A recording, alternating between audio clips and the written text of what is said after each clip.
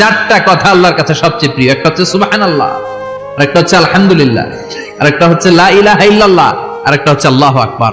এই যে শুরুতে তিনটা তাকবীর দিছি, এই তাকবীরটা আল্লাহর প্রিয় কথা, যে চারটার মধ্যে একটা আছে না নাই? আওয়াজ করে পড়েন আল্লাহু আকবার। সবচেয়ে প্রিয় আল্লাহর কাছে এই চারটা কথা। লা ইয়াদুররুকা বিআইয়িহিন্না বাদাতা, বিষ্ণু বললেন এই চারটার যেটা দিয়ে শুরু করতে মন চায় করো, কোনো সমস্যা নেই। সুবহানাল্লাহ পড়েন। এজন্য ফরজ নামাজের পরে এই তাসবিহগুলো পড়বেন।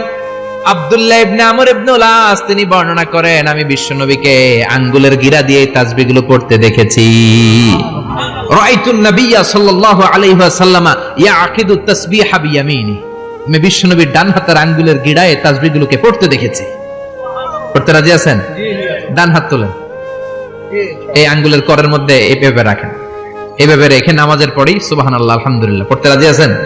সুবহানাল্লাহ 33 বার, আলহামদুলিল্লাহ 33 বার, আল্লাহু আকবার 33 বার পড়তে রাজি আছেন সবাই? আল্লাহ তুমি কবুল করো। ফরজ সালাতের পরে আমরা মুনাজাত দেওয়ার জন্য পাগল হয়ে যাই। আসসালামু আলাইকুম ওয়া রাহমাতুল্লাহ, আসসালামু আলাইকুম ওয়া রাহমাতুল্লাহ, আমিন ইয়া আরহামার রাহিমিন। আসসালাম নাই? কিন্তু বিশ্বনবী সালাম ফিরানোর পরে সর্বপ্রথম যে আওয়াজটা করতেন সেটা হচ্ছে আল্লাহু আকবার।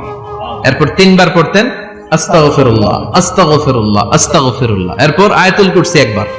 কয়বার? মান ক্বারা আয়াতুল কুরসি দুবুরা কুল্লি সালাতিন মাকতুবা লাম ইয়ামনাহু মিন দুখুলিল জান্নাতি ইল্লাল মাউত।